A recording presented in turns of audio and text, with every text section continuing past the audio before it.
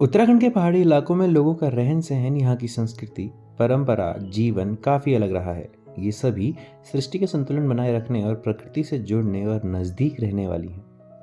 इसका एक उदाहरण यहाँ की हाउसिंग कॉलोनी कही जाने वाली बाखली में देखने को मिल जाएगा। पहाड़ के ये घर कई परिवारों को एक साथ रहने, एकजुटता और सहयोग की भावना दर्शाते हैं।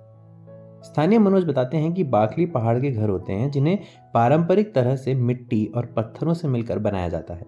इन घरों के सुंदर दरवाजे और खिड़कियां पहाड़ के सामूहिकता और समाज को समझाने के लिए काफी हैं।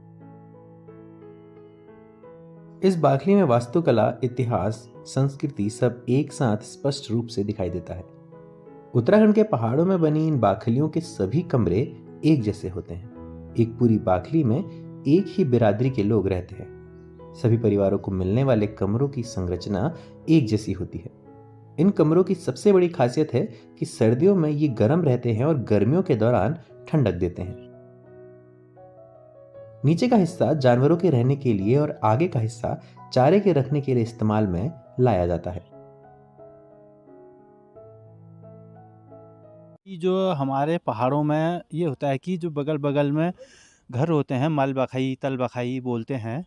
इसमें ये होता है कि एक ही परिवार के चचा, ताऊ वगैरह एक ही बिरादरी के लोग जो रहते हैं, जैसे शादियों में दहेज लिखाते हैं, जगह का नाम लिखते हैं, तो उसमें यही लिखते हैं कि मलबखई, नाम लिख दिया, मलबखई लिख दिया, पैसे लिख दिया, तलबखई लिख दिया, गद्यार वार, गद्यार पार।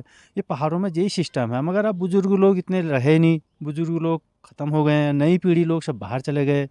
अब ये सिस्टम सब धीरे-धीरे हटते जा रहा है, नहीं तो पहले से जो है हमारे दादाजी लोग वगैरह सब मलबखई, तलबखई यूज़ किया करते थे, इसी प्रथा को चलाते थे। लेकिन अब ये सिस्टम हट चुका है। मकान पत्थरों के और ये मिट्टी के, गारे के बनाए जाते हैं।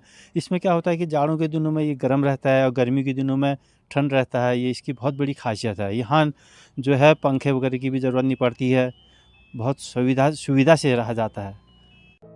कहा जाता है कि कत्यूर और चंद राजाओं ने पहाड़ में घरों के निर्माण की इस शैली को तैयार किया था। हालांकि भौगोलिक परिस्थिति, सीमेंट के घरों के निर्माण और गांव से लोगों के पलायन ने सब कुछ बदल कर रख दिया। रोजगार और पढ़ाई की वजह से गांव अब खाली हो गए हैं। उत्तराखंड के नैनीताल से हिमांशु, न्यूज़ 18 लोकल के लिए।